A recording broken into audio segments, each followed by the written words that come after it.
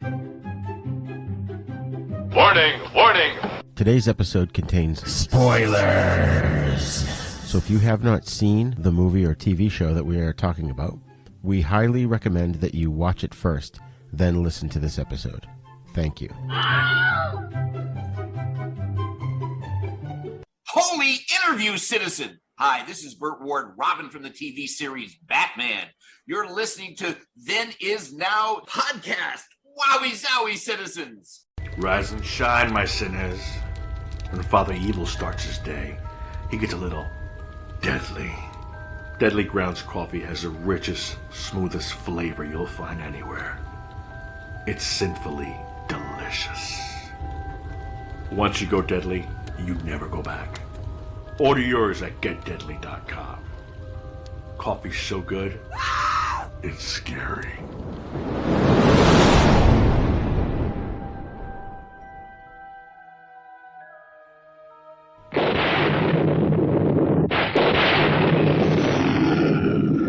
What kind of a sick school is this? Uh-oh, don't go!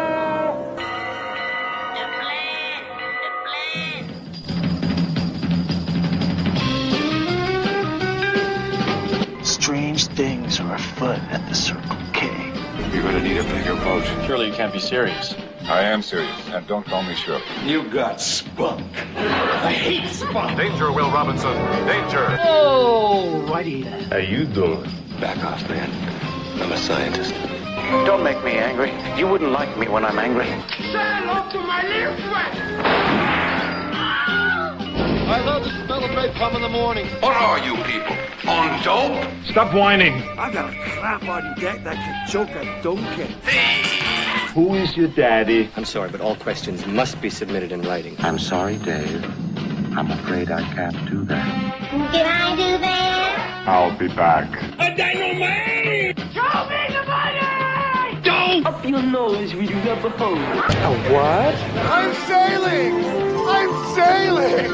Groovy. You want the moon? Just say the word and I'll throw a lasso around and pull it down. Love means never having to say you're sorry. Here's looking at you, kid. We got no food, we got no jobs, our pets' heads are falling off! Come to the coast, we get together, have a few laughs. Hear that, Elizabeth? I'm coming to join you, honey! I'm not a doctor, but I play one on TV. I love it when a plan comes together. What we do is if we need that extra push over the cliff, you know what we do? Put it up to 11. 11, exactly. One louder. Why don't you just make 10 louder and make 10 be the top number and make that a little louder? These go to 11. We're on a mission from God.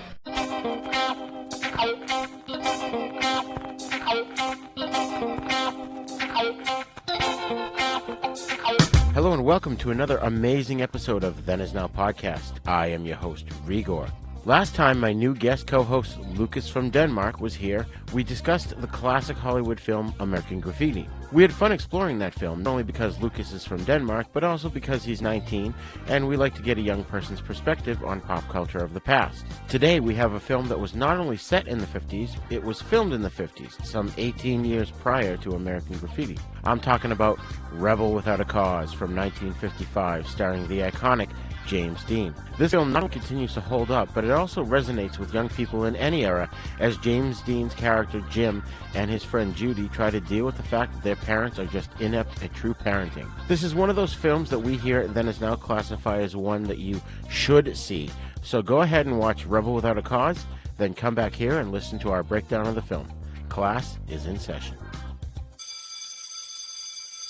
I have a bad feeling about this. How could I possibly be expected to handle school on a day like this? Food fight! Hey, you in my class? I am today. I think you should consider transferring to shop class. Now, very few students are severely injured in shop class. Bueller. When you were in school, Bueller. did you ever cut class? Bueller. Yeah, I guess I did. Sure, most kids cut classes. Good, sign this. He's sick. I get so lonely when I hear that third attendance bell ring and all my kids are not here. 7 years of college down the drain. Fat, drunk, and stupid is no way to go through life, son. You lack discipline. As long as I'm here, there will be no grades or gold stars or demerits. We're gonna have recess all the time. Woo! Go, play, and have fun now. Okay, folks, today I am once again joined by frequent guest co-host Lucas. How are you doing today, Lucas? I'm doing great, and thanks for having me on. Glad to have you back. I'm so excited to talk about this film today. Yeah, I watched it with my dad since I had actually watched it previously, but I haven't had the chance to watch it in a while since it's not really on any streaming services here in Denmark, sadly. But you were able to get to see it again? Yes, I did. Great. Lucas and I today are going to discuss the classic and iconic picture Rebel Without a Cause from 1955, which is James Dean's third and sadly his last feature film. So, his last feature film as a lead, I should say.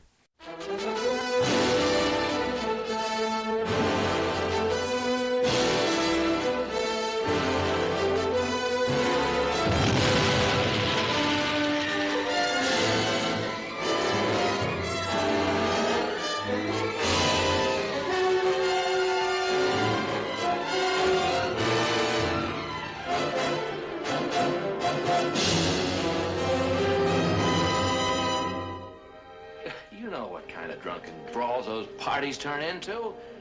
It's no place for kids. A minute ago, you said you didn't care if he drinks. He said a little drink. You're tearing me apart! What? You say one thing, he says another, and everybody changes back again! Girls don't love their father. Since when? Since I got to be 16? Stop that! I love you, Jim. I really mean it.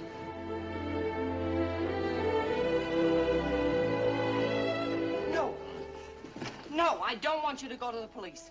There were other people. Why should you be the only one involved? But I am involved. We are all involved. Mom, a kid was killed tonight. This is all going too fast for me. You better give me something. You better give me something fast. Jimmy, you're very young. A foolish decision now could wreck your whole life. In 10 years, you'll never know this even happened. Dad, answer her. Stand up! You want to kill your own father!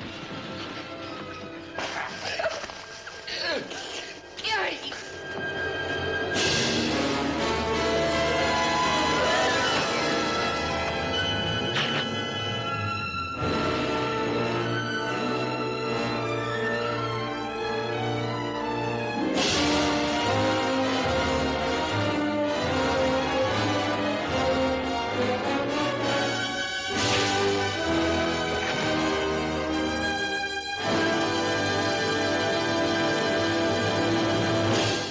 In Los Angeles, teenager Jim Stark is arrested and taken to the juvenile division of a police station for plain drunkenness.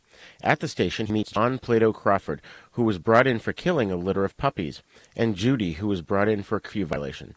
The three each separately reveal their innermost frustrations to the officers. All three of them suffer from problems at home.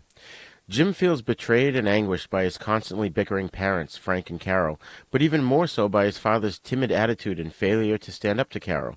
The issues are further complicated by Frank's interfering mother. His frustrations are made manifest to Officer Ray Fremick when Jim is released into their custody. Judy is convinced that her father ignores her because she's no longer a little girl, so she dresses up in racy clothes to get attention, which only causes her father to call her a dirty tramp. Plato's father abandoned his family when he was a toddler, and his mother is often away from home, leaving Plato in the care of his housekeeper. On the way to his first day at Dawson High School, Jim again meets Judy and offers her a ride. Seemingly unimpressed by Jim at first, she declines and is instead picked up by her quote-unquote friends, a gang of delinquents led by Buzz Gunderson. Jim is shunned by the rest of the student body, but is befriended by Plato, who comes to idolize Jim as a father figure. After a field trip to the Griffith Observatory, Buzz provokes and challenges Jim to a knife fight. Jim beats Buzz in the knife fight, so to preserve his status as gang leader, Buzz suggests stealing some cars to have a chicken run at the seaside cliff. At home, Jim ambiguously asks his father for advice about defending one's honor in a dangerous situation, but Frank advises him against confrontation of any kind. That night, during the Chicky run, Buzz plunges to his death when the strap on his jacket sleeve becomes entangled with his door latch lever, preventing him from exiting the car in time. As police approach, the gang flees, leaving Judy behind, but Jim patiently persuades her to leave with him and Plato. Jim later confides to his parents his involvement in the crash and considers turning himself in. When Carol declares they are moving again, Jim protests and pleads with Frank to stand up for him, but when Frank refuses, Jim attacks him in frustration, then storms off to the police station to confess, but he's turned away by the desk sergeant. Jim drives back home and finds Judy waiting for him. She apologizes for her prior treatment of him due to peer pressure,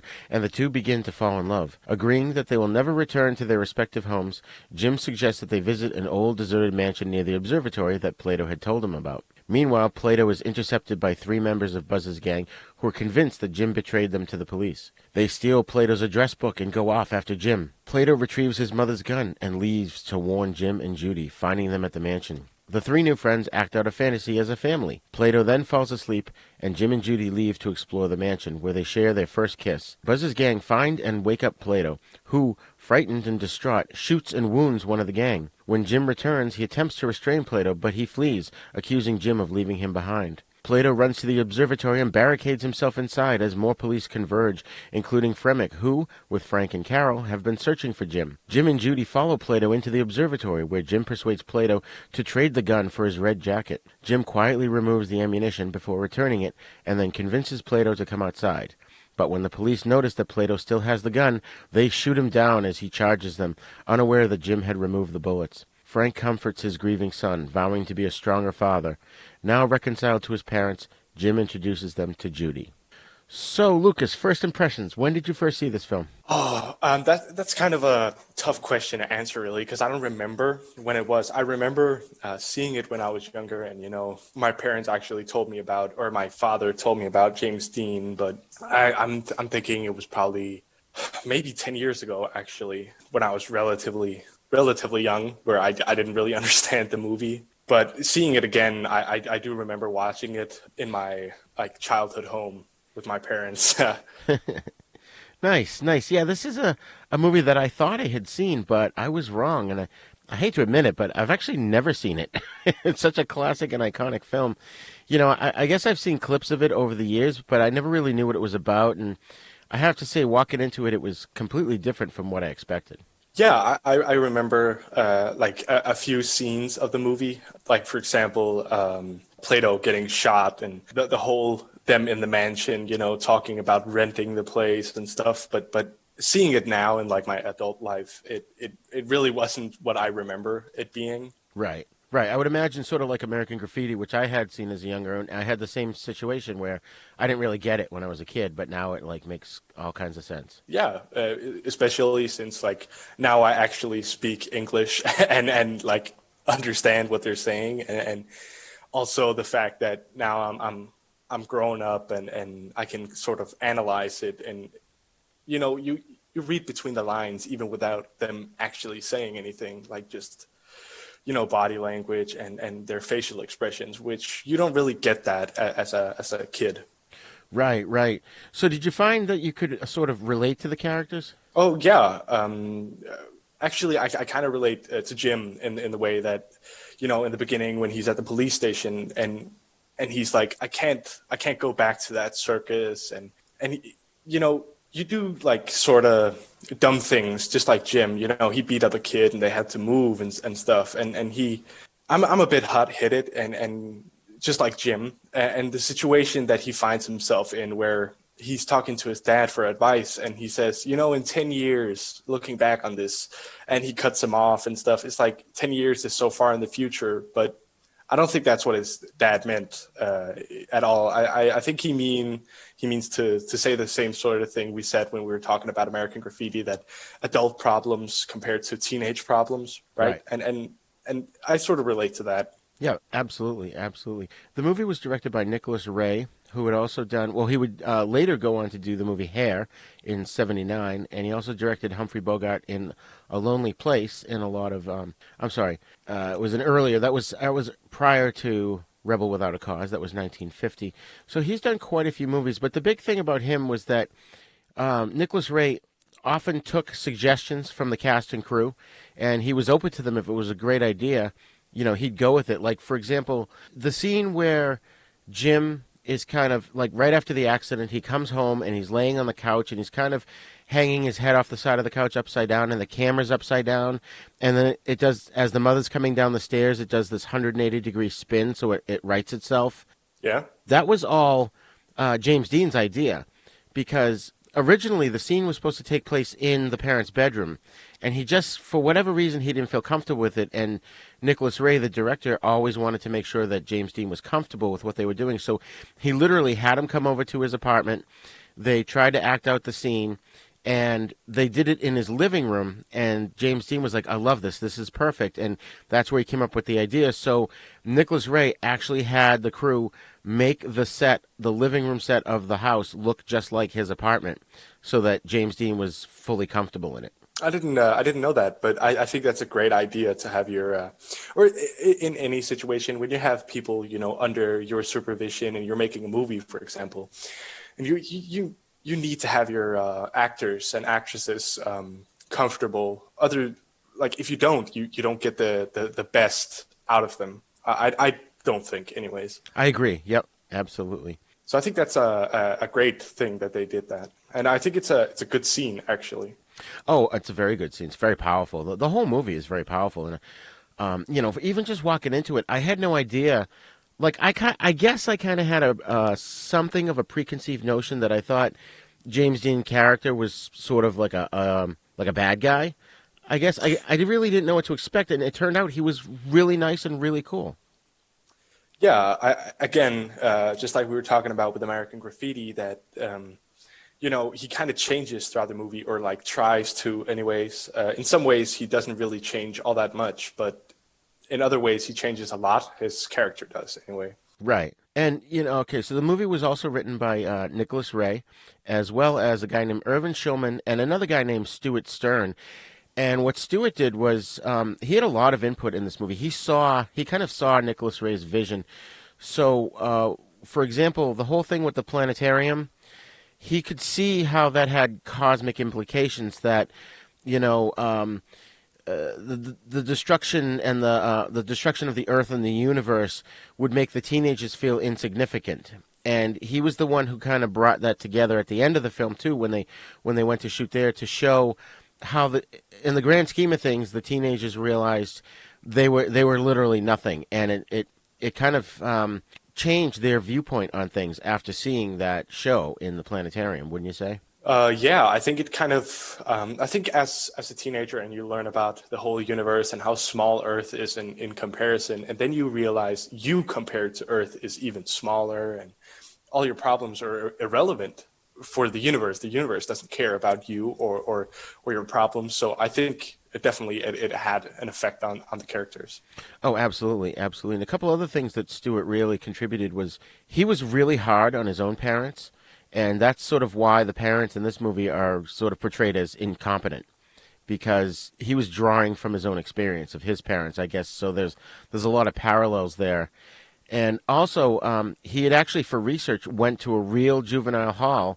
So when they were in the police station in the juvenile section at the beginning, he based the set on where he had actually been, and actually some of the actions of the characters that were there, like the parents and stuff, were stuff that he had seen in real life. I think that when you go out as a director or a screenwriter or whatever, or even journalists, whatever. I think if you go out and experience stuff, you get a sense of how it actually works, and you can make better content that way. And certainly, it felt more real. And I think based on the fact that I now know that he went to juvenile hall and based the whole scene off of things he saw, I think it kind of made it feel all the more real. So I think that's again a really nice touch. Absolutely, absolutely, and it's another connector to American Graffiti, where that was based on a lot of George Lucas's experiences or some of his friends' experiences. So, like you said, it definitely adds a very big touch of realism to these kinds of films. Yeah, I think if you had no idea how a juvenile hall actually worked, or if George Lucas, just made up a story, I think I think it would take something away from the movie. You know, the heart of the movie. Part of that is really the truth in what actually takes place. Exactly. So, of course, let's get into our cast here. And, of course, we've got James Dean as Jim Stark. Again, this was he'd only done 3 movies where he was the feature character in it. And he's remembered as a cultural icon of teenage disillusionment and social estrangement. And he died in a car crash a month before this movie was released. I think he died on, like, September 30th. And this movie was released on, like, October 27th, somewhere around there. But after his death, he was the first actor to receive a posthumous Academy Award nomination for Best Actor. And he remains the only actor to have had 2 posthumous, meaning after your death, acting nominations. As well as in 1999, the American Film Institute ranked him the 18th best male movie star of the golden age of Hollywood. So he had a lot of impact on people. Definitely, I can see that. He's like not just his character, which is also a very great character. I think he's very interesting and has a lot of layers. But I think the actor James Dean himself is a very, very talented, or was a very talented actor, and he died way, way too early, sadly. Oh, absolutely. You know, one thing I found out that was really interesting was he was studying to be a director, and I guess when he was on the set of this movie, he had a lot of notebooks and stuff, and he was taking notes of what the director was doing, and he had been doing that right along, and he felt that ultimately his real talent lay in directing, and that's what he really wanted to do. And it's amazing because he's so unbelievably awesome in this movie. And then after he made this movie, he said he didn't think he could ever put that much energy into another character in another movie again. So I wonder if after this film, maybe he would have quit acting and just tried to do directing. Yeah, I think he might have done that. But again, you can speculate and theorize about what he might have done, and sadly, we never got to see it. I think if he went on to be a director, he could have been like directing very, very good movies. And also, if he was just an actor, he would have had some great roles in Hollywood, definitely. Oh, absolutely. And it's sad we never got to see that, really. It really is. I agree. And one interesting parallel I found out about his life, a parallel to the movie here, is that he actually was estranged from his father when he had changed his major in college to drama. The father didn't like that, so I guess they just didn't talk for quite a long time. I guess it was a different time and all that. It was the 50s, right? And yeah, and drama, it has some I guess back then it had some connotations with it, it being kind of like a feminine thing to do, but right. But like you can't really. I think even though it was a different time, it's wrong of people, especially parents, to judge your children that way. Exactly. Oh, and there was also the notion that where people had that you're not going to make any money at it, so don't bother doing it. Have something that you can make money at, like be a lawyer or a doctor or something.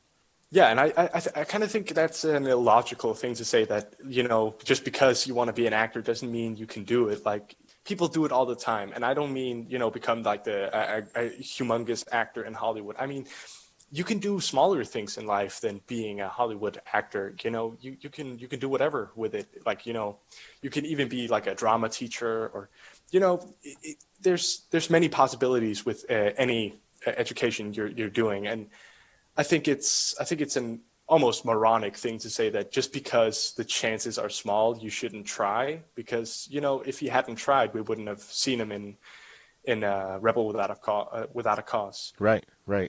The other 2 movies he was lead character in were called East of Eden and Giant. And I have to say, I don't think I've seen those either. I've seen clips of them, but... Shame. We're going to have to add those to the list for the future because he was so good in this. I was totally impressed. Yeah, I was definitely impressed too. Actually, one quick thing. I was reading about it yesterday, a few smaller facts about it. And one of the things were that he only got cast as Jim because Elizabeth Taylor became pregnant all of a sudden. And the directors or whatever saw him in East of Eden and liked him very much. And then all of a sudden he was just Jim in Rebel Without a Cause. Oh, that's interesting. That's so cool. Yeah, I knew nothing about the movie, I have to say, and I I knew about the movie. I knew about James Dean and all that, but I'd not really, taken the time to look into it. And I think that's the good thing about this podcast, especially with American Graffiti and this one, since that's the only 2 episodes we're doing, and or for now, anyways. So far, yeah. And yeah, exactly. And I think it's good that I get the chance to, look into it and have the opportunity to tell other people about it with you. Of course, I'm not the only one doing it. So. Well, yeah, that's the whole point, is to get the word out there. This is the stuff that the kids today should be watching as well as whatever they're watching today. This is classic, and it's timely. I mean, the whole thing about the teenagers and not being able to communicate well with their parents, that works in any decade. It doesn't matter if it was the 1950s. You watch this today, and it still holds up, and it's still relevant. Yeah, definitely, because, the family issues has always been a thing, and I'm betting it will always, forever and always be a thing. Right. But actually, another thing I read about the movie was that in the 50s, when you had like crime movies or whatever, or not really crime, but having criminal activities in a movie with teenagers, they would usually come from low-income families. And this was one of the first movies where that wasn't actually the thing that drove them to do these crazy things was that they were kind of bored being in a middle class family, and they were so frustrated with their parents, so they went out of the way to be rebels, and that right. was it was like the forefront of teen crime movie whatever back in the 50s, and it was like the first movie to ever do it. And I found that really interesting, because nowadays you see it often that they don't have to be poor to be criminals. It can be anyone. Right, absolutely. And I think we kind of touched upon that point in American Graffiti, where up until World War II, you had to go to work at a relatively young age, like sometimes as low as 12. So you didn't have time to be a kid for very long, and then you were off to work, and that was it. But after the war, because the economy was so affluent, the kids didn't have to go to work. So then all of a sudden we had this thing called teenagers, where you got people between the age of 12 and 21 that have all this free time on their hands. So, of course, they're going to get in trouble if they're hanging around because they got nothing better to do, Yeah, and I think that's, especially since this movie takes place before American Graffiti does, I think the whole point of them being teenagers was much stronger for people back then, since there was 55. Right, and speaking of delinquency and delinquents, Natalie Wood, who played Judy, she was a child actress up till this movie, and she really wanted this role because she wanted to get out of that child actor mode and start playing more adult stuff. So she pestered the director for over a month to get the role, and to the point where, I guess he had said he really wanted to cast someone who was actually more of a delinquent in real life. So she started to act like one just so he would notice her, and of course he did. What's interesting is the two of them ended up having an affair on the set. And she was really young. She was like 17. But she did actually become a serious adult actress because of this. And I don't know if how much you know about Natalie Wood, but she was married to another famous actor named Robert Wagner. And them two and another actor named Christopher Walken were on a boat back in, I think it was in the 90s. It might have been in the 2000s. And something happened, and she disappeared, and it turned out she'd gotten hit on the head, and they found her body floating far away. But they ruled it as an accident because the way it was situated was they all thought she went to bed, and they think she might have been trying to tie. They had a large boat, but then if you wanted to go to shore, you got into a smaller boat, and the smaller boat was banging against the side of the big boat. So apparently she went to tie it off. And, one of the masts or something came down and hit her in the head and knocked her in the water. So they found the little boat somewhere one way, and they found her body another way. And, I think people over the years have been trying to say it was murder, and everyone that was there is like, no, it had to have been an accident because we weren't even there. We thought she went to bed, But ultimately, it's still a tragedy. Yeah, of course, it's still a tragedy if it's murder or an accident or whatever.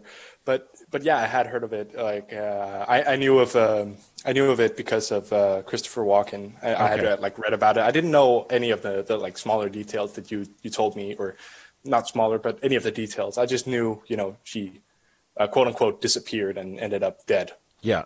Yeah, I read about that actually in Robert Wagner's autobiography, which is a really good book, by the way. I forget the name of it off the top of my head. Hey, cats and kittens, do you remember the 50s? Jukeboxes, hot rods, malt shops, and sock hops? No, not really. Oh, well, do you remember that TV show Happy Days? Fonzie and Richie and all like that? Sit on it, etc.? Kind of. Then join us for These Days Are Ours, a Happy Days podcast where we watch every episode and give you the lowdown on what it all means. Find us at thesedaysareours.libsyn.com and follow us on Twitter at Fonzie Podcast. Be there or be square. You're sure you don't remember sock hops? Sorry, no. Okay, then.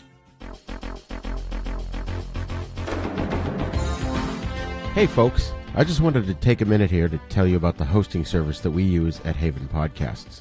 Podserve.fm. Podcast hosting has never been easier. They do all the work to get your podcast on Apple Podcasts and other major podcast networks. They help you navigate the podcasting world, whether you're brand new or have years of experience.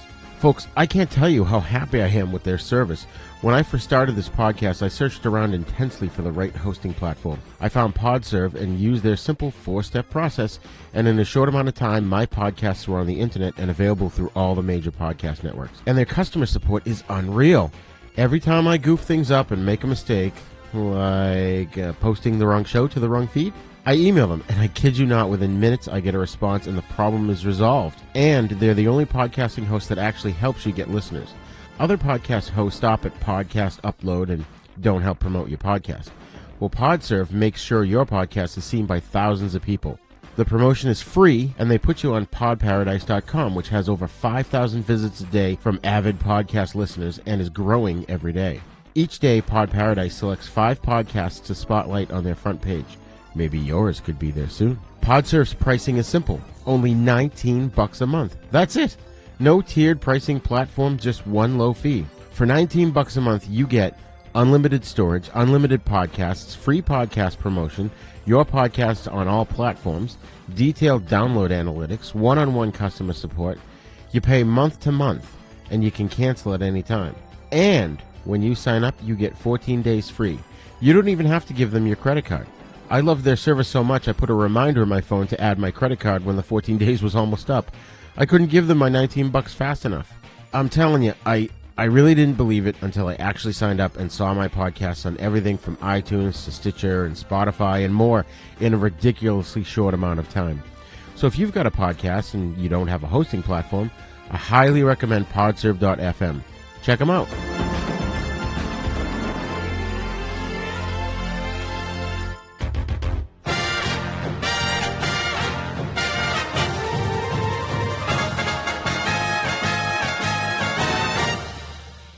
Shark Bites Podcast. It's the greatest show in history.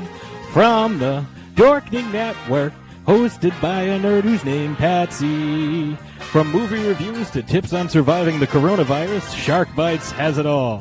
Follow us on Facebook and suggest topics at sharkbitespod@gmail.com. Available on iTunes, Stitcher, Spotify, and wherever you get your favorite podcasts. So let's move on to our third actor here, Sal Mineo, who played Plato.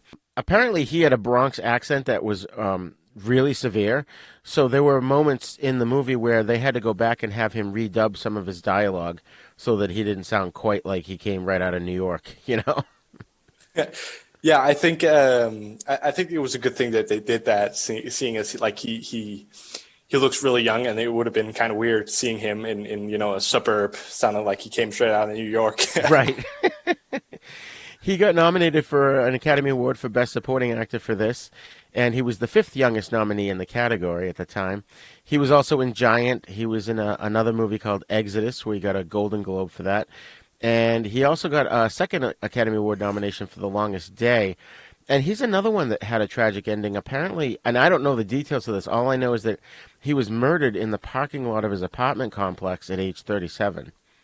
Holy. Yeah. I didn't know that. I thought he was still alive. That's really sad, actually. Yeah, it's very sad.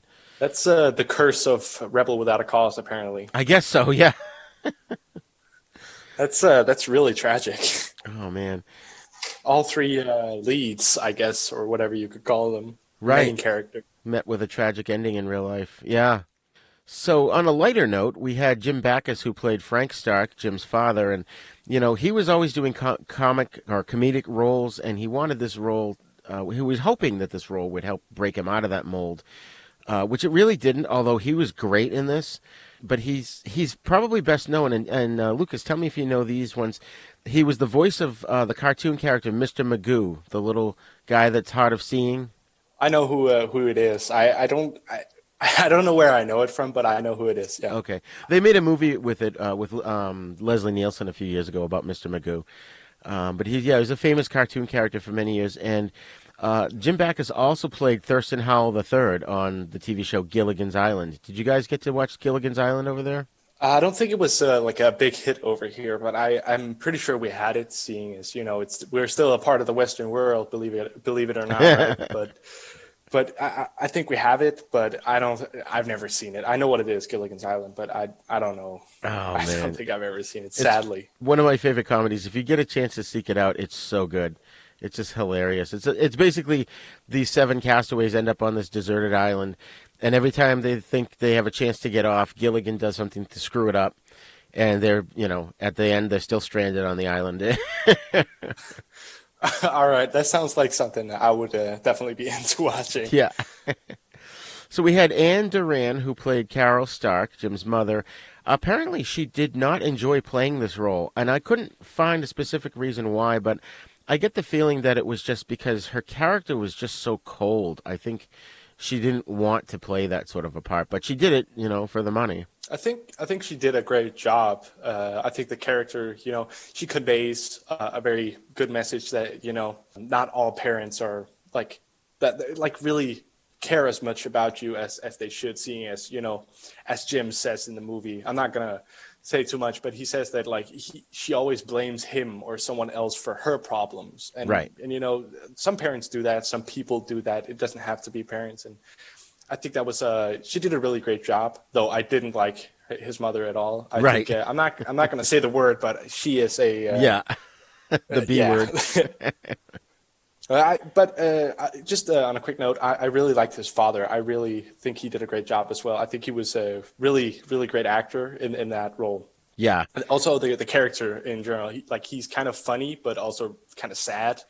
Yeah, because he's weak, he's henpecked, he just can't stand up to her, and to the point where he's almost feminized because he's wearing her apron, and he's terrified when he drops the food on the floor. He's terrified that she's going to find out that he did that. Yeah, and Jim tells him like he like raises his voice and sounds really angry. He's like, "Leave it," and I kind of cringed when I watched that because this teenage boy is telling him, be a man, don't let her walk all over you, and he just doesn't care. Or right. I don't know if he doesn't care. I think he cares, but I think he's too scared to do anything. Right. He was terrified.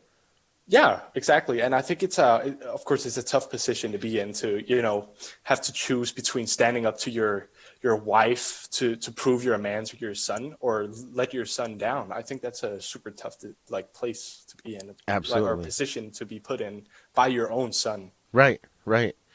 So let's just quickly go through the rest of the cast here. We've got Corey Allen, who played Buzz Gunderson. He's the one who goes over the cliff. Apparently, I found out that he would scream at the top of his lungs before he would do a scene because he was afraid that his voice wasn't manly enough for the character.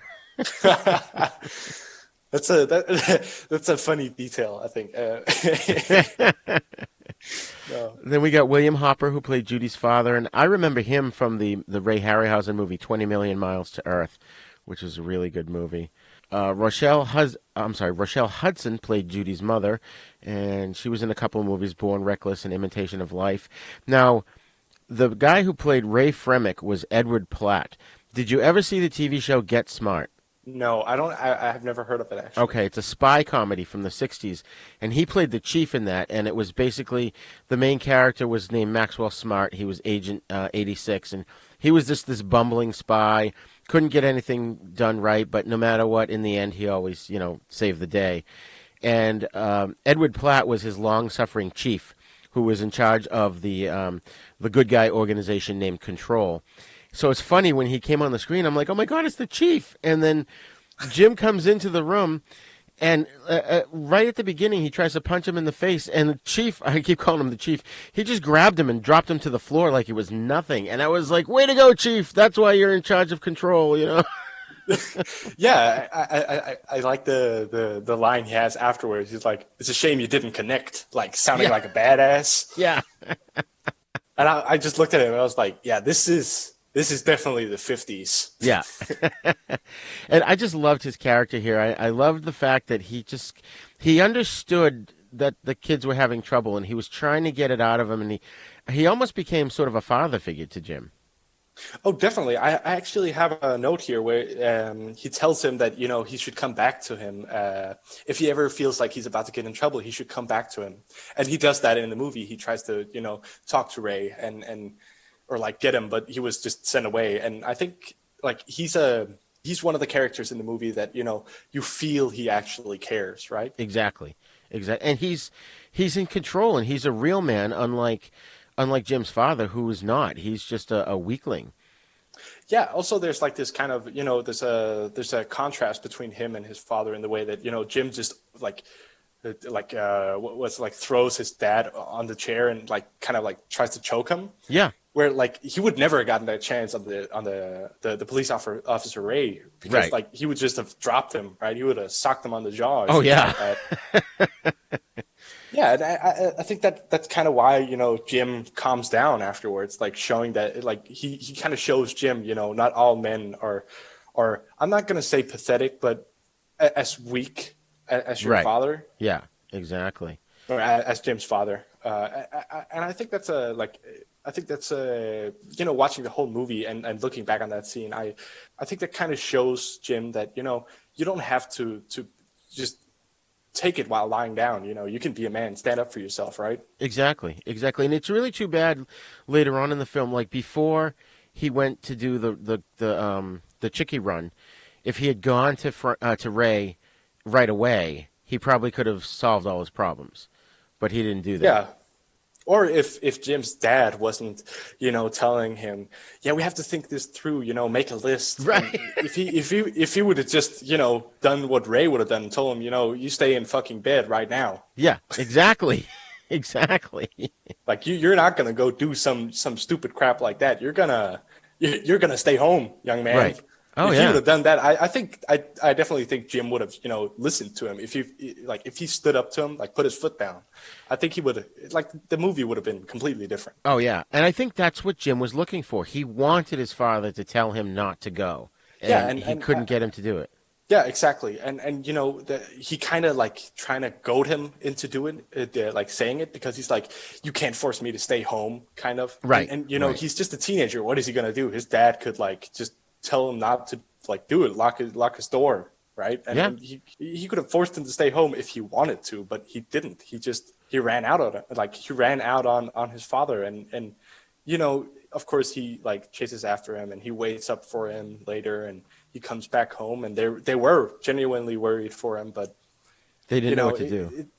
Yeah, exactly. They were like, of course his mother seemed like she didn't care at all, but his father was like, all right, what am I going to do here? Right, exactly.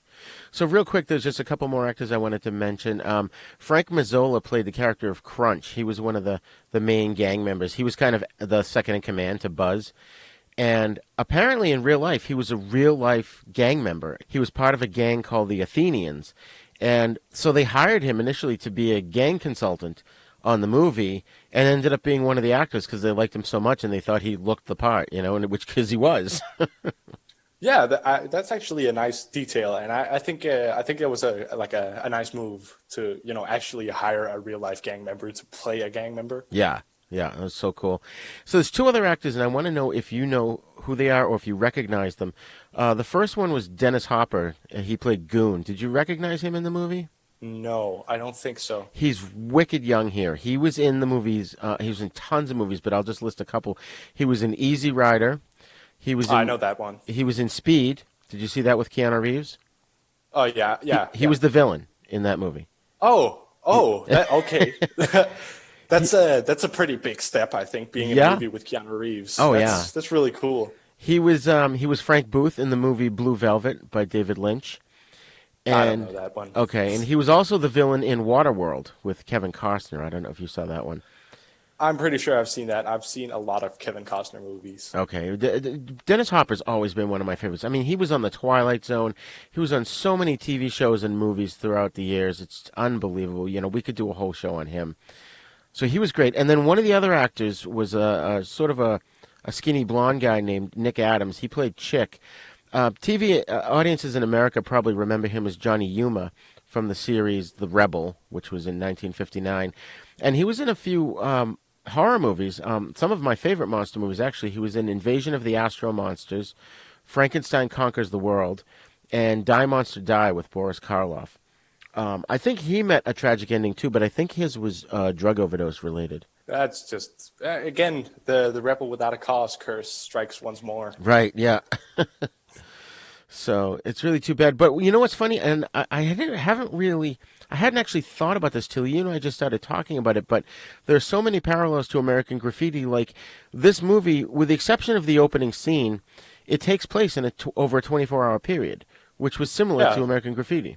I realized that actually, as you know, the ending where they like drive off from the planetarium, where you know you see the sunrise, like it's light outside again. And I realized this took place in one day. Yeah, like it was his first day of school, which made it kind of made the whole movie a little bit weird. I think because the whole thing with Buzz, you know, dying, and then all of a sudden everyone's just like so calm about it, and he like. Jim hits on Judy, and I'm like, that's a bold move, man. Buzz just died. She watched him go over the cliff. Right. And you're just hitting on her? Well, and what was funny was the part where they kissed in the mansion. My wife turns to me, she goes, "Oh, yeah, because your boyfriend just died 3 hours ago, but you're over it now." Yeah, I told that to my dad. I literally said that. I was like, "Yeah, okay, your boyfriend just died. Yeah, just, you know, move on. It's right. That was a few hours ago." You know, it's funny, you mentioned the end scene. In the very, very end, as the camera's pulling away and we see the observatory, the planetarium, whatever you want to call it, there's a dude walking towards the building carrying a briefcase. And you assume he's going to work because now it's the next day. And that's actually the director inserting himself into the movie.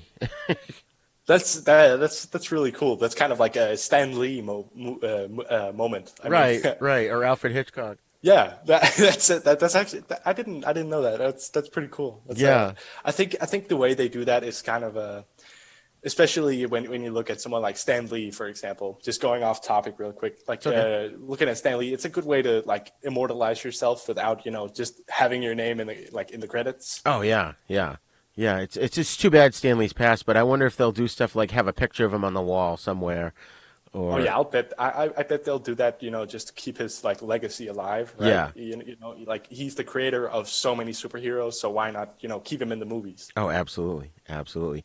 So the opening sequence where Jim is on the ground drunk, that wasn't the original opening scene. It was supposed to open with a group of delinquents mugging a guy who ends up dropping all his Easter presents all over the ground, and that's where Jim comes in and stumbles down, and that's why he found that little toy monkey. Because that was left over from, the guy getting mugged, but I guess they thought it was too violent. The censors didn't like that, so they had to cut that out. I think that's a bit of a shame because I thought it was kind of weird. I thought I had apparently maybe skipped a minute ahead. Right. Because I was like, why is he lying on the ground cuddling up to this monkey? Yeah. And all that drunken behavior that he did was improv. He totally made up all that, what he was doing. He was the one that came up with it. I think they just said, okay, act drunk. And that, even imitating the police siren and all that, that was all James Dean. Yeah, I thought, when I was watching it, I genuinely thought that he might have been drunk just because I could see myself doing that sort of thing, being, really blasted. I was like... Right. Could I have done that? Right. I think I've even been there myself sometimes. There's this great line from Jim's dad when they come into the station and he looks at she's like, his mother is like, why do you behave like this? And he, like, his dad looks at her, it's like, he's just loaded, honey. Yeah. Like, it's no big deal. Yeah. I think that's really great. I think that's a really good line for like a dad to say that. Right.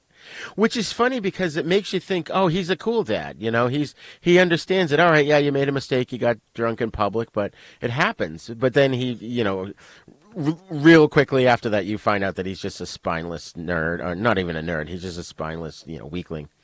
Yeah, and you know, in the beginning when he was like talking to the officer Ray there, and he was like talking about his dad, and the way he like talks about it, I was like, he doesn't sound like your dad. He sounds like a cool uncle, I guess. And yeah, and, you know, him Jimbo and stuff like that. I'm like, that doesn't sound like something your dad would do, and just come into the station like, he's just loaded. Right. Like my dad would have been furious if that happened to me, but. Yeah. You know, and then again, as you said, you find out he's just a coward, really. Right. What I liked about Jim, though, here at the beginning is when he's trying to give Plato his coat, he doesn't even know him. But it just showed that he had a good heart. You know, right away, you get the even though he's drunk, you get the sense that he's a good character, you know.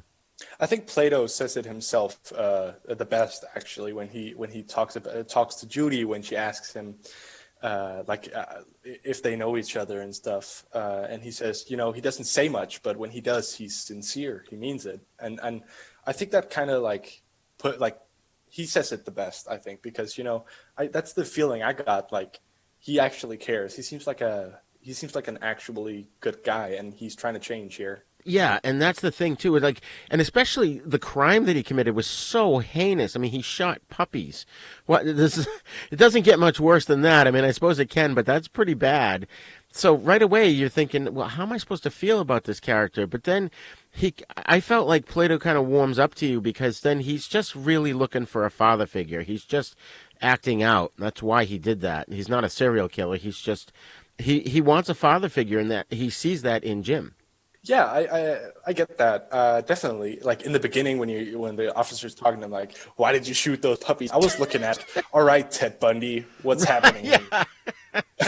and then you like, I think I'm not gonna like go on a really long tangent, but I think he's kind of like, I won't say delusional really, but I think something's like wrong with him. Not maybe like seriously. Or maybe he shot a guy after all and a bunch of puppies, but I think he's as you're saying, looking for a father figure and an actual friend, like someone who cares about him, isn't just going to run out on him. Well, that's the whole. Oh, go ahead. I was just going to say, which is really sad. Oh, absolutely. I mean, that's the whole reason he flips out at the end is because even though they went to like the next room over, he thought they abandoned him and he just lost his mind. You know, you're right. There definitely was something broken there, probably because of his parents. And, you know, he just flips out and takes the gun and just, you know, of course he's being attacked. So that freaks him out even more. And I think he just lost his mind at the end. Yeah, and you know, I think he has a good heart, the character, because you know, the only reason he gets the gun is to protect Jim. Like it's not for himself. Like if it was for himself, he would have run upstairs, gotten the gun, and shot the kids. But it was to go and protect Jim. Right. And you know what was interesting on a different note, we were talking about the opening scene here. Judy, well, first I noticed, did you notice like right when you see her, she's wearing this bright red coat and everybody else is wearing sort of like browns and blues and blacks. So she stood out. A monotone. Yeah, exactly. Yeah.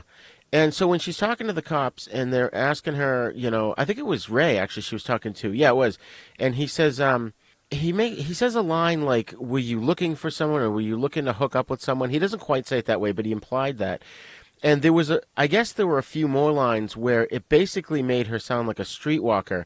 And back then the censors made them cut that way down, I think before they even shot the scene, because they didn't want any implications of sexual activity with teenagers. So yeah, I thought it was kind of weird, and you know, if I was asked that by a cop as a woman or a young woman, I would have been very, very like angry. I think, you know, I would probably be like, "What are you implying?"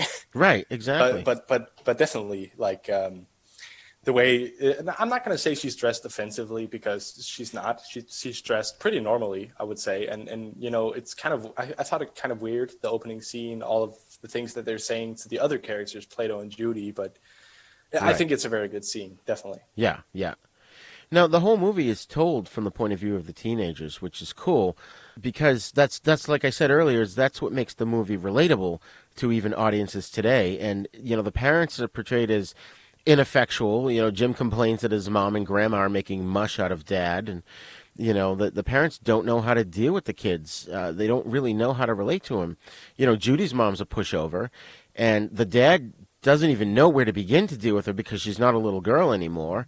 But there was that scene where she tries to kiss him, and the father, and he flips out, and the censors were worried that kiss would be implications of an incestuous relationship, but I didn't get that out of it at all.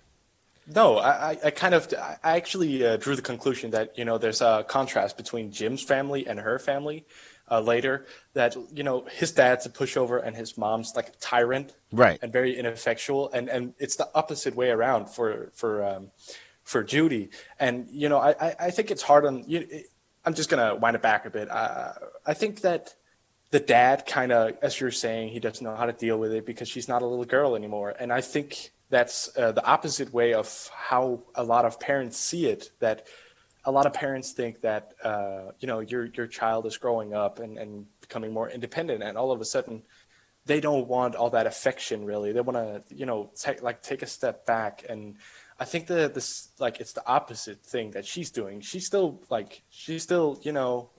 their child. She still loves them and wants to show that. But her dad thinks it's kind of weird that, you're 16 now, Yeah, you shouldn't be kissing me like that anymore. It's little girls do that, but not teenage girls. Yeah, and I think it's the wrong move, of course, because you shouldn't pace your children to become more independent. I think you should let them do it in their own time.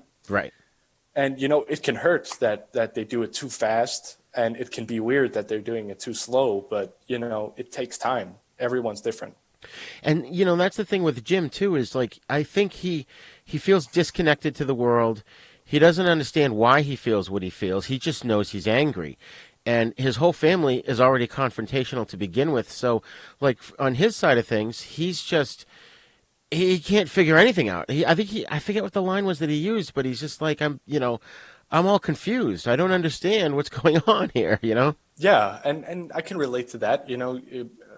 I'm not gonna go into a whole backstory, but my parents, argued and fought a lot, and they're divorced. But I kind of feel that, today, sometimes it can be frustrating, not knowing the things I maybe would have known if they weren't. Right. And the whole thing with Judy is, again, like you said, it's sort of the opposite. I mean, the parents are role reversed in terms of compared to Jim's parents, but also she's still kind of a kid. They're all still kind of kids, just trying to figure their way into this adult world, whereas American Graffiti was now they're adults and they've got to move into the real adult world. These are the kids in between. They're just younger than that, where they're just going into adulthood, and they can't wrap their brains around it, and their parents are absolutely useless. They have no guidance. I mean, Jim's father can't give him any kind of sound advice on anything. Make a list. That's his advice. Yeah, which is really stupid. But yeah, and I'm not gonna say the same things or say the same thing as you did, because I think that Jim's dad wants to help Jim, because he still waits up for him. I know he falls asleep, but he waits up for him. He's right. He wants to help him. He really does, but he doesn't know how to. So right. Yes, of course, in a sense, he is pretty useless, and he is a coward. Well, he's not a strong masculine role model, and I think that's what Jim wants from him. He wants him to stand up for him. He wants him, to be the dad that he needs to be able to count on. Yeah. And on the opposite end of the spectrum, there's Judy's dad, where she comes home and hugs Bo, and he just sends Bo to bed and walks up after her, and she just walks into her room. He's just standing there looking like, I don't really care. Right. And there's that funny scene when she does that, when she goes into the room and closes the door. Apparently she was originally supposed to slam it, and she slammed it so hard that the whole set shook. So they had to do several retakes till they finally got it to the point where she could just close the door and not shake the whole set. Yeah, I got the sense that, she was supposed to slam the door way harder because I was confused. I was like, why aren't you more angry? I closed the door, kind of like that almost. Right. But yeah, of course, it's a set. It's not a real house. Right. And that was another bone of contention with the director, too, is that the studio really wanted him to just utilize the sets. And obviously for interiors, that's what they did for the most part, except for the mansion. But he wanted to shoot outside quite a bit. And he wanted, that whole scene at the beginning when Jim first talks to Judy outside and he offers to drive her to school. He wanted shots of the neighborhood. He wanted to give it, that authenticity. So it just would add a level of realism to the film, and that's what he was looking for. Yeah, I think looking at American Graffiti, I think George Lucas did a way better job there because, they're always outside basically, and yeah, I think they wanted the kind of same thing in the sense that they want to show off this isn't a set, trying to put it in people's mind that this is the real world, right? Right. Right. You know what I like too, and this I don't know what made me think of this now. It's kind of unrelated to what we're just talking about, but there's the whole sequence of, and it happens 2 or 3 times where Jim is telling the father to stand up, and literally he's physically trying to help him stand up at a couple of times. But I felt there was a double meaning there where he not only meant literally just stand up on your feet, but stand up and be a man. Stand up and face the world and face your wife and, do what you got to do. And then I love how it comes full circle at the end where Jim is just distraught because Plato is dead. And the father puts his coat over him, just like Jim did to Plato, and he tells him to stand up. And then the father actually, his character does change and he does become a man. And the wife even goes to say something and he just gives her a look and she shuts up. It's now he's finally in control. Yeah, I realized that, they in the beginning, he's stand up for me. And he's trying to pull him up and he can't. And in the end, Jim's dad is looking at him, comforting him. And he's like, I'll stand up with you. I'll be stronger with you. Yeah. Yeah. And I think it's it's nice. It's a wholesome scene. It really is. And also, again, it's kind of unrelated, but where you said he gives her that look, I kind of think that's the same thing that Jim meant when he was talking to Ray, and he says if he would just knock her cold. Yeah, that was a great line. I think that's and I think that's what he meant. Tell her to shut up for once, right. Not let her trample on you. Right, exactly. And we got a lot of good themes in this film, of course, rebellion. Teenagers will always want to rebel against their parents. Although I think, in line with the title of the film, Rebel Without a Cause, I don't think Jim knew what he was rebelling against. He just was acting out because he wanted his parents to be something that they weren't. Yeah, and I think when he was talking to Ray in the beginning, again, a lot of the main things we're talking about are actually in the beginning and the middle of the movie. But really, in the beginning, when he's like, why are you doing this? And Jim just he gets really frustrated and he's crying. He's just I don't know. I'm so confused. And I think that's it's a great point that you made that he doesn't actually know what he's doing. He's just trying to he's rebelling against the whole world basically in his mind, but really he's just rebelling against his parents and he doesn't actually know what he's doing. Right. So a couple of things about the production of the film here. We've got the planetarium inside was actually smaller than it looked in the movie, and they had real trouble setting the cameras up in there. In particular, there's the scene where the planetarium show is done, and Jim goes to leave, and he looks over at the guy sitting at the controls, and he's kind of admiring it and has a conversation with him. It took them 5 or 6 hours to set that up, to get the camera there, to light it, because it was just such tight quarters. Yeah, I kind of got the sense that it was really cramped in there. Yeah. And not I think if it's smaller than it looks, I think they did a great job. But already from watching the movie, I got the sense that it was pretty small, planetarium. Right. So, but they did a good job with that, and again, as we said earlier, they kind of bring it back at the end. What's funny? The part where Jim does the mooing in the audience. Yeah. I guess him and the director. Him and the writer would always they would get into this mooing competition, and off screen, and they thought it was so funny that's why they added that in, and they added in The fact that Buzz calls him Toreador, you know? That's actually really funny that it's completely unrelated to the movie, that he's just like, they just mooing at each other. Yeah. And the scene where they're leaving the planetarium and there's the group of, the gang is standing outside and they're like, well, what are we going to do with Moo? And they're trying to figure out, what are they going to do with him? They improvised that as well. They said to the director they felt like there needed to be a scene to sort of bridge between, what had happened earlier and what was going to happen next, and he thought it was a great idea, so they totally improvised that scene. If they hadn't added that scene, I think it would have been a whole lot more confusing. Like, why were they, challenging him? Exactly. I would have been like, well, that's kind of like that's jumping to, an extreme, really, that, challenging him to, do the chicken run up in the bluff. Right. Just because he mooed at you. Right. But then, they have the whole scene where they're like, what are we going to do with him, And I kind of got the sense that, okay, these guys are, gangbangers or whatever. Yeah, and the whole scene where they... Well, first before I get into the knife fight scene, they... when Plato shows him the mansion, remember they were looking out over the terrace of the planetarium, and you see the mansion in the distance? That was not there. That was matted in. And they did a great job with that. I didn't know that. It looked really real to me. Especially thinking about when this movie was made. I think it looked really realistic because I couldn't tell that it was fake. Yeah, that one. And you know what else was a matte scene that I was surprised at was when they were at the cliff looking over at the ocean. There's two shots. There's one where it's Jim and Buzz, and then it's one after Buzz has gone over the cliff and the kids are looking over. The water was added in. It was only like a 4-foot drop or something, and they had a blue screen down there. I didn't know that. That's pretty crazy, actually. I thought it looked really real. It looked kind of grainy, but then in my mind I was like, well, this is an old movie, so, old cameras. Right. So it has to be real. But then now, thinking about it, it would have been pretty crazy to have all those actors up there looking over, a huge bluff. Oh, yeah.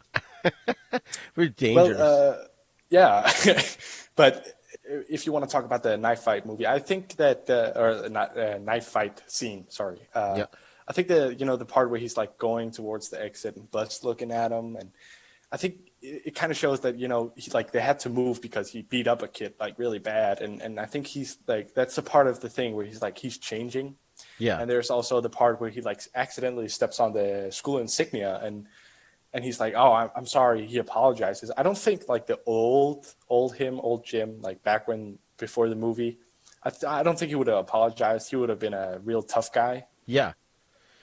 Yeah, I think he was definitely trying to not cause trouble this time around. He even said it when Buzz was going at him with the knife. He's like, I don't want to do this. It's just trouble, man. It's just trouble. Yeah, and he repeats it a lot. He keeps saying I don't want any trouble. I don't want to fight. And then he goats him into fighting him because, calling him a chicken. And that's what he beat that kid up for. And yeah. We come from the retro future. We want you to be nostalgic for what's to come. A new channel and distribution network for smart people with bad taste, featuring content from Church of the Subgenius, Creature Features, Cinema Insomnia, Sleazy P. Martini and Guar, Trauma, Corey Maccabee, horror, sci-fi, Saturday morning cartoons, midnight movies, and assorted trash we love. Add our channel OSI 74 to your Roku player or visit OSI74.com. All systems go. Hello, this is Rod Barnett. I'm the host of The Bloody Pit, the podcast that examines films from across the decades. On The Bloody Pit, we have several ongoing series of shows within the show focused on specific things in genre cinema that I and my co-hosts find fascinating. There's a long-running series focused on Italian maestro Antonio Margheriti's films from the 1960s all the way up through 1990. There's an on-again, off-again series focused on 1970s science fiction films. There's an in-depth look at the Western movies that William Castle made before he struck out on his own and became the horror auteur that we know and love. A look at the classic Coffin Joe films from Brazil. and our long-term project to look at every Universal horror film made in the 1940s. That's a long project, people. It's going to take us a long time.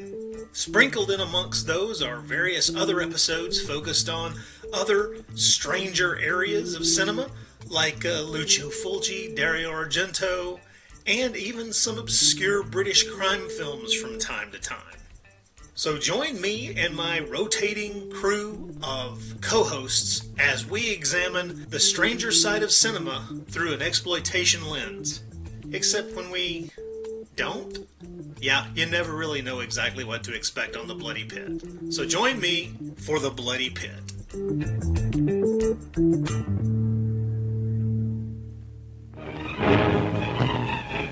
Prepare for a spine-tingling, nerve-shattering podcast featuring all your favorite monsters. You won't believe your ears when you listen to Monster Kid Radio. Hear your host, Derek M. Cook, and his ever-rotating stable of guests discuss your favorite classic and sometimes not-so-classic monster movies. Subscribe to Monster Kid Radio through iTunes or Stitcher, or visit monsterkidradio.net before the next weekly episode of Monster Kid Radio. Go through the archives for interviews with Sarah Karloff, Victoria Price, and Joel Hodgson. Listen to the discussions about movies like Creature from the Black Lagoon, Island of Terror, and King Kong. And don't forget convention coverage from Monster Bash and the H.P. Lovecraft Film Festival, Classic Monsters, Modern Talk, and the Head of Rondo Hatton. Only on Monster Kid Radio.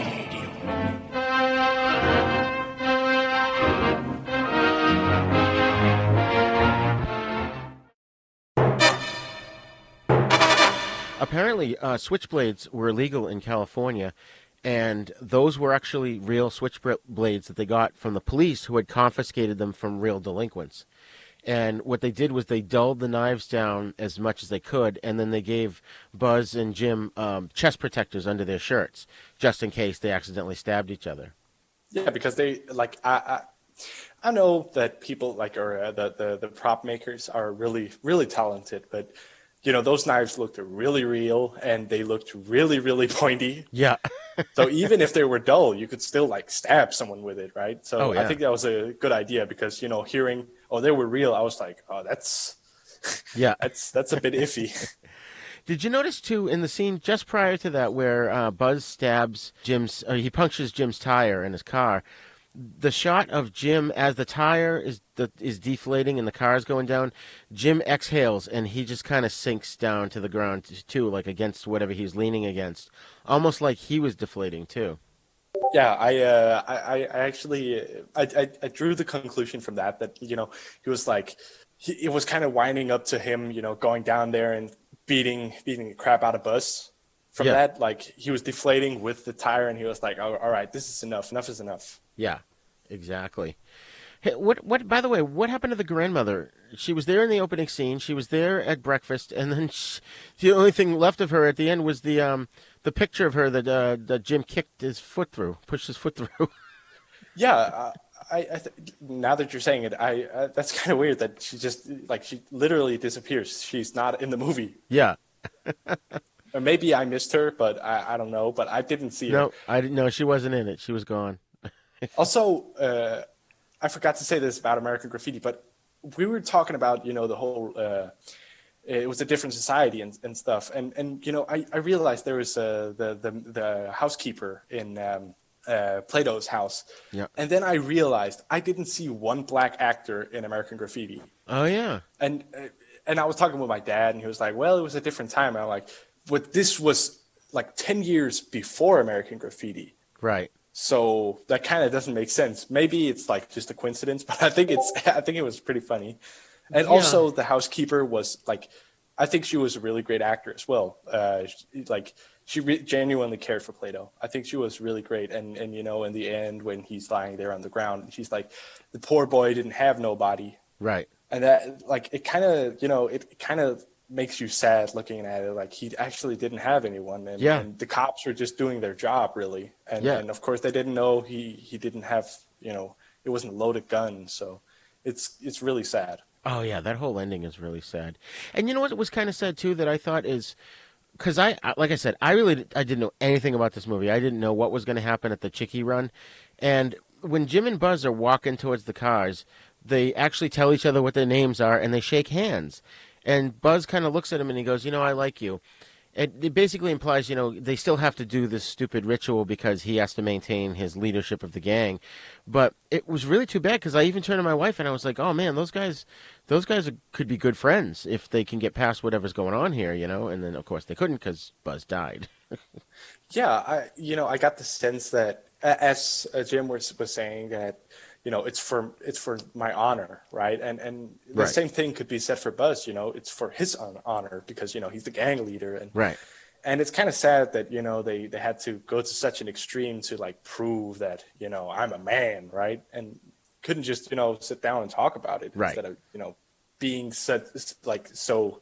I don't really know what to say. It's such a crazy thing to do, just to prove your honor, right? Yeah, exactly. I guess it was originally supposed to be a game of chicken. Not actually. It wasn't called a Chicky Run. It was something different. But they what it was supposed to be is you have a tunnel. Oh, it was supposed to be a blind run, and you have a tunnel, and the two cars race towards each other, and the first one to pull away is the chicken. And for whatever reason, they changed that, and they thought the cliffside would be better. I thought it would have been like an actual, a chicken run, like towards each other. I thought that that was what was going to happen. But then they mentioned the bluff, and I'm like, okay, what are they going to do? Right? Yeah, I was thinking the same thing. No, but I think it's a powerful scene. Really, it is. Oh, very much. Like the whole scene of him like testing the door. Yeah. But Buzz doesn't do that. Right. Well, because Buzz had done it. Remember Jim said, "Oh yeah, I know what a Chicky Run is," and he turns to Plato and goes, "What the heck's a Chicky Run?" Yeah. Oh yeah. He had no idea. I think the teenagers. It shows I think it kind of shows that like a lot of them are compulsive liars, and Plato especially. But I think that it's kind of funny that he tests the door. But what if Buzz had done that? Maybe he would have realized, okay, I shouldn't have my jacket on. Yeah. But it's take it for what it is. It's still a movie. No movie is like perfect, and right. And but it's still it's a powerful movie and scene. It really is. Oh, absolutely. I kind of felt sad for Jim too because he was laughing. He's like, "Oh, where's Buzz?" And they point down. He's like, "Down there." Yeah, he's like, "Oh fuck." The way he just said that, oh fuck. Because that was going through his head. Yeah, definitely. I don't know what I would have said. I would have been like, Jesus. All those cars that the kids had were actually they were hot rods. The producers just wanted them to be regular cars, and nope. Nick Ray was like, nope, they're going to be hot rods, and he had all these souped up hot rods brought in. That's actually really cool. It makes me think about it reminds me of what you said about American Graffiti, which again is a great episode. You guys should watch that. Yes, but the cars didn't get sold. Oh yeah. Oh, I didn't think to look into about these cars. Yeah, and I kind of thought you were gonna talk about that again. The cars didn't get sold. I was kind of preparing myself for it. I was like, oh no. No, I forgot. That's something we'll have to look into and maybe bring it up the next time we talk. But yeah, so the whole movie is very powerful. Although there was a few funny lines, like when Judy's father answers the phone and then he goes, "Jim who? Never heard of you." Click, and he hangs up on him. Yeah. And she just she's listening through the door. She's like, she didn't have to hang up on him like that. Right. And did you notice the scene shortly after, I guess it was after Jim left the house. Well, first of all, he meets up with Judy, and he kind of stumbles out of the car, and his car radio's playing. What did you think he was drunk in that scene? Like pretty much all the way into the mansion scene? I think something I had the sense that, or I had the feeling that something was going on because it was kind of weird, She's like, "Hey, Jamie," and he's like looking at her. Yeah, he puts the cigarette in his mouth backwards, and she fixes it for him. Yeah, maybe it was just because he wanted to be funny, but I was like, it seems weird. I thought he was drunk, but what's interesting in that scene, I don't know if you noticed, but the music playing on the radio wasn't rock and roll. It was more like big band swing kind of music, which I think, if I remember correctly, up to this point, rock and roll really hadn't hit it big. So the kids weren't quite listening to it just yet. So that's why he had old-time music on the radio. I didn't actually think about that, but now thinking about that, and again, American Graffiti, where it's all rock and roll, right? And it's not that much later in, like, you know, the movie universes or whatever. It's not that much later, right, in the real world. So I think that's that's actually a really like interesting fact. Yeah, it was interesting. Now, remember the scene where they hung the chicken in front of the door? They were supposed to nail a dead chicken to the door, and of course the censors said, no, you can't do that. And so they had 2 chickens that they used for that scene. And once they finished shooting the scene where it was hung upside down, I guess the chickens had laid eggs, so James Dean took the eggs and he went to the commissary and made an omelet. That's actually really cool. Yeah. Again, it's such a shame that we lost James Dean so young. I know. I think there would have been a lot of things like that, well known about movies that he was in. Like he'd done like funny things like that. I think that's really sad that we didn't get to hear more about stuff like that. I know, and he was just so cool in this, like without even trying. And it part of it too was because you knew he was a nice guy. And just his look, you know, with the red coat and everything, and his look and his mannerism, the way he carried himself, he was just cool. Yeah, I kind of got the feeling that this guy could be in Grease. Yeah. I mean, just, he had that whole like greaser feel, right? You know, yeah. His aneurysms and mannerisms, you know, just the way the way he acts in the movie, like he's this cool guy. Yeah, exactly. And you know, it feels so real. Oh yeah. Oh, absolutely. Because that was coming from him. You know, I mean, you could feel it. Like it definitely had a real vibe to it. And what I think what enhanced it too was like I loved how this movie was shot, and I loved the use of colors. And when he's got the red jacket and the blue jeans and the white T-shirt, and with his hair color and the way they would light him, it just worked in every shot. It just lit up the whole scene every time. At least I thought. I think his clothes in the movie, I don't know, like I don't think it was intentional, but I like to have people in the future think about it like this. But he really had that cool vintage look. I really think he did. Yeah, absolutely. So, Lucas, anything else you want to bring up about Rebel Without a Cause? I'm gonna take a look on my my notes real quick. Oh, actually, while you're doing that, there was one thing I thought of where at the end when he's trying to save Plato, he's basically using all his father's logic.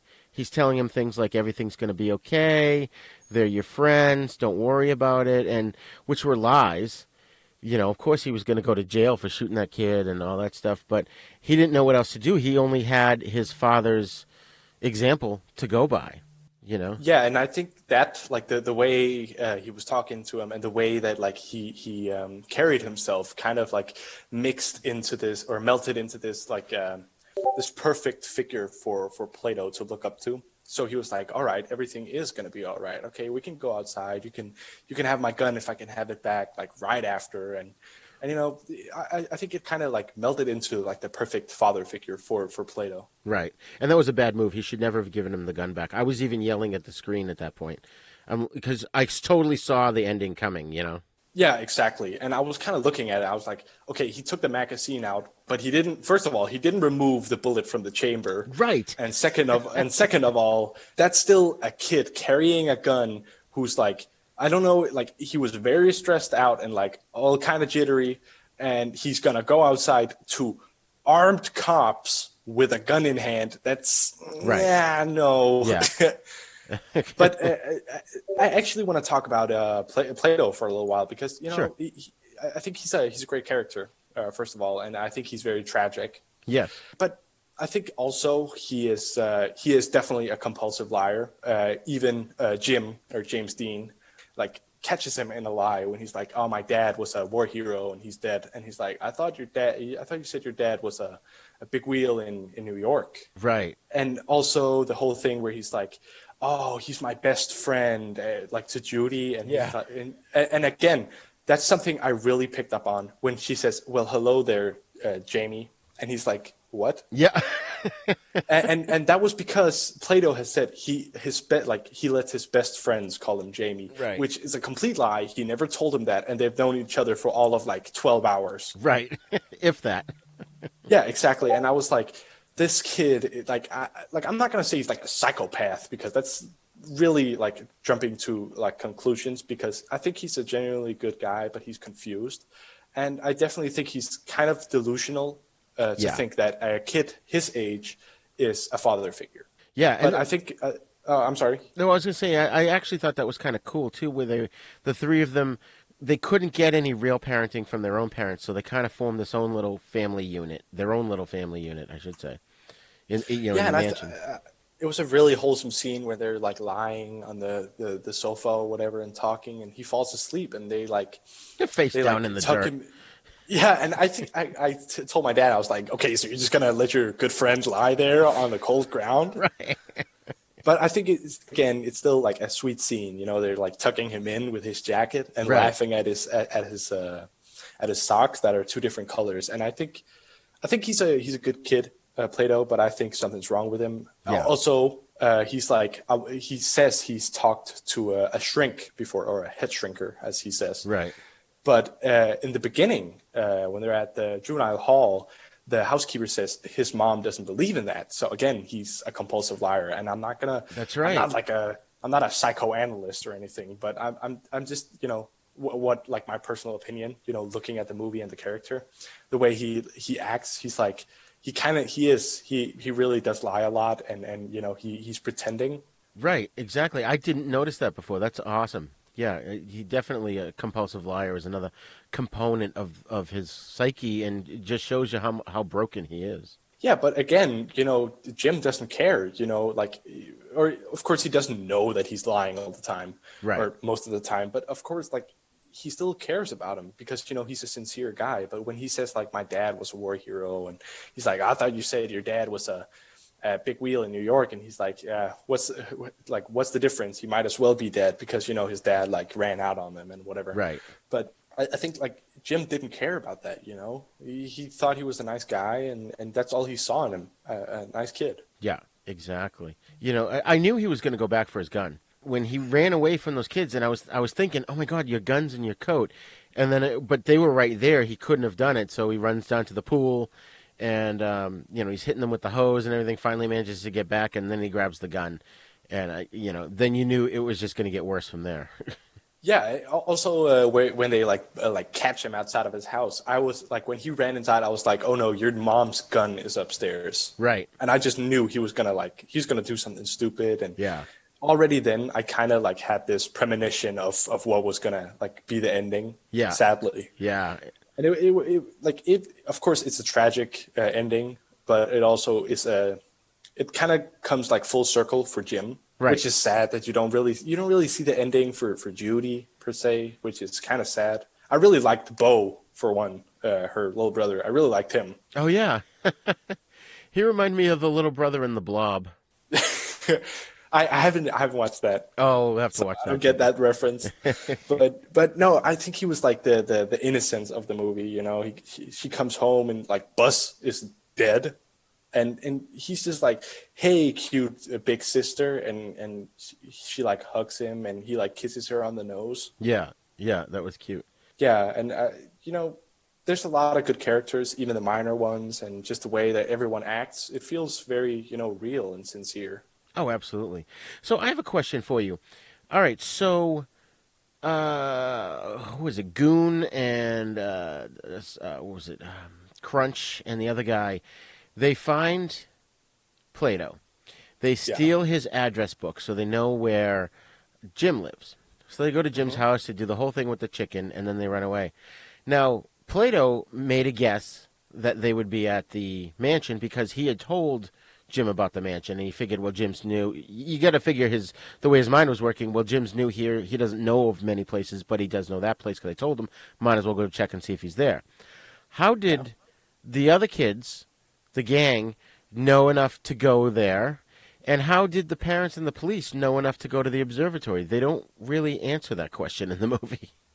Yeah, I kind of thought it was pretty weird that, the kids all of a sudden just show up at the mansion. I was like, they couldn't have followed him, or they would have been there as soon as Plato was there. Right. And on the other hand, how did the cop get there when, like, he shoots the kid? Like, how all of a sudden was there, like, a cop or guard or whatever? And also, in the end, as you were saying, like, Ray and Jim's parents are driving, and it's like, how did they know where to go? Like, Right. they didn't know where Jim went, so how did they all of a sudden know, it's the observatory? And where the heck did the maid come from? Did she run all the way there from her house? Like, I know there's that scene where they're like talking to the cops. I think, or I'm assuming they're talking to the cops, like the maid and Yeah. or housekeeper or whatever, and Judy's parents and Jim's parents. But that doesn't really answer anything. Of course they're talking to the cops. Their kids are gone, right? And then all of a sudden, they're just at the observatory and Plato's dead. Right. I mean, the only thing I can think of is that somehow the maid maybe knew that the mansion was a place that Plato would go hang out, and then somehow the information got out from her to everybody else. But even then, the cops and the parents go to the planetarium. They don't go to the mansion. Yeah, exactly. That's the thing. Like, it doesn't actually make sense at all. And all of a sudden, now I'm thinking, Jim's parents don't know anyone. So even if it got out from the maid, how would Jim's parents know about the mansion or the observatory? Right. And, in thinking further on this, the scene where Jim's parents are in the car with Ray, and he gets a call on the radio about the observatory. He's like, oh, a bunch of other kids are in trouble at the observatory. You're going to have to go with me for that. And Frank's like, yeah, sure, or whatever. So they didn't even know where they were going. They were just aimlessly driving around and got called into the observatory. But I don't understand where the call came from. Yeah, it doesn't really make sense. Now I'm getting the whole, I don't know how much YouTube you watch, but the Matt Pat from Film Theory. Oh, I'm familiar with it, but I think I've only seen a couple of them. Yeah, now we're just sitting here theorizing, proving stuff that isn't like relevant to anything. But it really is kind of interesting that you don't really I don't really understand how they got there, or why Ray would even take them with them in the first place. Well, what's he gonna do with them? I mean, just drop them off in the middle of the city? I was thinking that too, and I'm like, well, they're gonna have to just go with him, just because he can't just leave them there. Yeah, of course. As I'm saying, it's just a movie, right? Right. And I tend to overanalyze these things myself, but let's think about this for a second here. So let's pretend. All right. So Plato shoots the kid in the mansion. Now, from the vantage point where we saw the mansion, it looked like there was nothing else but trees around it. But maybe there were neighboring houses. Someone heard the gunshots and called the cops. So the cop went there. He ran out. Even though when we saw the distance between the mansion and the observatory, there's no way he could have got there in the time that he did. Let's pretend it was closer. So Plato runs to the mansion. I'm sorry, Plato runs from the mansion to the observatory. So the cops arrive at the mansion because they got a call there. Then they know he's on foot. They know what directions he's going in. So that's when they put out the word that a crazed kid with a gun is headed for the observatory, and that's where Ray gets the call and goes in. That kind of makes sense there, but it still doesn't answer how the gang members found him at the mansion. Yeah, that's true. But also, I'm guessing, a gunshot is really, really loud. So I'm betting a guard at the observatory maybe, just maybe, could have heard the gunshot in the mansion. But that doesn't really answer, because I would assume that he would drive there, but that's still pretty far in the time it took for a random guard to just show up. And why would a random guard go there? Doesn't make sense either. But that wasn't a guard that was chasing him. That was a cop, because he had that cool leather jacket, Yeah, so he's a cop. He has a leather jacket. Yeah, right? The 1950s cop. He's got a leather jacket. Yeah, but okay. So he's a cop. So the only thing that would make sense is that the neighbors heard it, or maybe, as I was saying, the guard heard it, called the cops. But it would take forever for them to get up there. He could have killed all the kids, Jim and Judy, and gotten away before they would get up there. Right. Well, I guess it's one of those things we'll never really get an answer to. Yeah, but it's still fun to theorize about it. And, exactly. Discuss what might have happened, because it sometimes gets a little bit boring, watching a movie, and of course it's just a movie, but it's like it's more fun to like think about it like, okay, what if this was the real world, right? Oh yeah, yeah. But again, it's just fiction, so It's a movie. There was one time when I was your age, when I was your age, when I was like I was 19, and we were at a friend's house. We would play like role playing games till 3, 4, 5 in the morning, and a bunch of us got into an argument. Now this was before Terminator 2 came out. We got an argument into who would win in a fight, Terminator or RoboCop, and it literally lasted till like 6 in the morning. Yeah, and I think that's a fair point because, they're both in the future and we don't really know like a huge amount about any of them. But, right. I'm not gonna stand anyone, but I'm just gonna say I think RoboCop would win. Well, I argued that too because I felt he had the human cunning, whereas the Terminator was just a robot. But then that kind of got disproved in the second movie because you find out that Terminators are actually learning machines, and they can adapt and learn. Yeah, that's actually true. So, but at the time of our argument, the second one hadn't come out yet. So, but then again, you could take into account the new RoboCop, which is much faster than a Terminator. So. Oh, don't even bring that up. The new RoboCop is so terrible. Oh my God, that was awful. In fact, if you get a chance, we covered that I think in the second episode of Then Is Now. That would actually be really good to watch that. That would be really funny. I think that movie is horrible. Yeah. But honestly, actually, I don't know if you know this, but or maybe you have reviewed like Terminator 1, but it was supposed to be O.J. Simpson that was Terminator. Yes, I did know that. He was too nice of a guy, apparently. Yeah. Double homicide. Yeah, he wasn't good enough to be a Terminator. Yeah, but the Governator, he's the best one. He's the best apparently. one, absolutely. Yeah. Yeah, but again, I couldn't ever imagine O.J. Simpson as Terminator. No, so. No, not at all. So getting back to Rebel Without a Cause, Lucas, anything else that you can think of? I think we've covered quite a bit. Yeah, I think we have, and especially you can't really talk too much about like the minor characters, like what's his name, Goon or whatever, and right. Crunch. Like you can't really talk too much about them because we don't really know a lot. Of course, you can argue, you see their like dads or whatever, and they're like. Looking at them compared to Jim's dads, you would think that these guys are gangsters or something. Right. Because, these guys, like he was about to like knock Crunch or whatever on his ass. And looking at Jim's dad, you're like, yeah, right. Yeah. But it's not like a super huge cast of well-developed characters. Because like if Buzz hadn't died, there would be another character to talk about. But, he gets offed relatively fast. And then we've already talked about Judy, her family. We've talked a lot about Jim and of course his dad and Ray. We've like briefly talked about him and how he's like a contrast to Jim's dad. And then we've talked about Plato, which I brought up and we talked about that. So I think that's most of it really talked about, and we've theorized and there's a lot of things we've talked about, I think. And I don't really think there's so much more to bring up because there doesn't really happen too much in the movie, really. It all revolves around the same thing. Yeah. So yeah. I don't think there's much more to bring up, really. No, I think we've covered all the themes. You've got, family was a big theme in this. Communication. Wasn't a lot of communication between the parents and the kids because the parents didn't know how to do it. Rebellion, of course, we mentioned, and Jim trying to figure out his place in the world, which they all kind of were. They were all looking for something, but I think at the bottom line is they all really just wanted a family to support them, and that's why it worked for Jim and Judy and Plato to kind of come together as this pretend family because they were each filling a need that the other one had. Definitely, because they all came from one of them came from a broken home, and one of the two others came from a troubled home, and I think that kind of that it kind of fits together in a way. Exactly.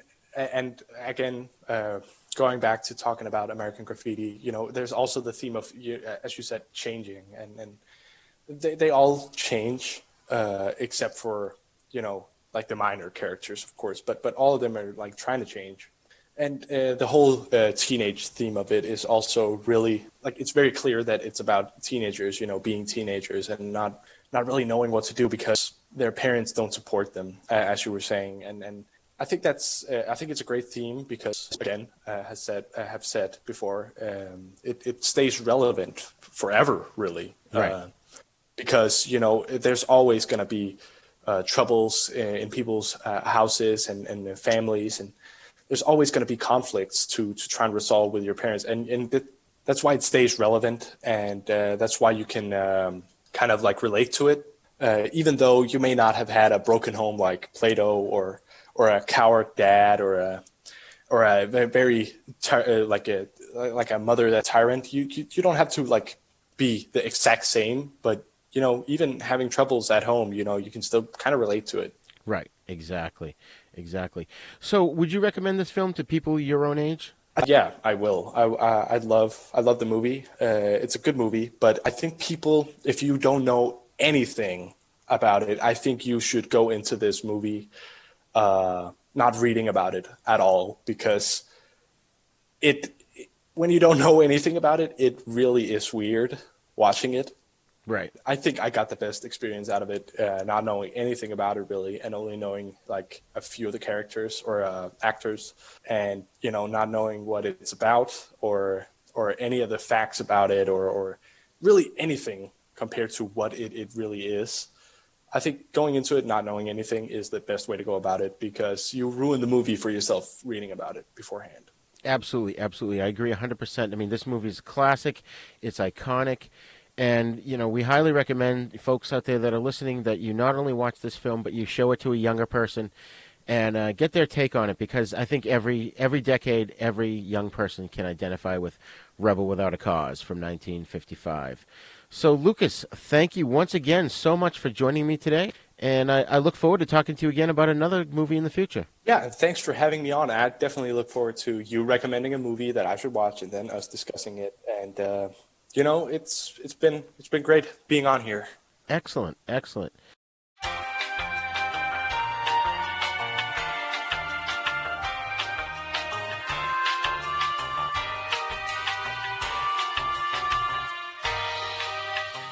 Well, that's all the time we have today for Then Is Now podcast. We hope you learned a lot about Rebel Without a Cause, and we encourage you to seek the film out. Remember, you can send your feedback to thenisnow42@gmail.com. You can also join in the conversation at our Facebook Then Is Now podcast group. Then Is Now podcast is a proud member of the Dorkening Podcast Network, so be sure to check out the other great shows there at thedorkening.com. You can also visit our website at havenpodcasts.com, where you'll find our sister show, The East Meets the West, in which we discuss Shaw Brothers films and spaghetti western movies. And Then Is Now is on YouTube, so visit youtube.com/user/UncleDeath1 to get the latest videos, as well as other fun videos. Please subscribe to our YouTube page, and also share the video versions of our podcast with your friends, and get them to subscribe as well. Don't forget to go wherever you download your podcast from and leave us a great review so more listeners can find us. You can find us on all the podcasting apps, especially the big three, iTunes, Spotify, and Stitcher. Class dismissed. Then Is Now podcast is intended for entertainment, educational, and informational purposes only. Sounds, music, and clips played during this podcast are the property of their copyright holders. All original content is copyright Jupiter Media.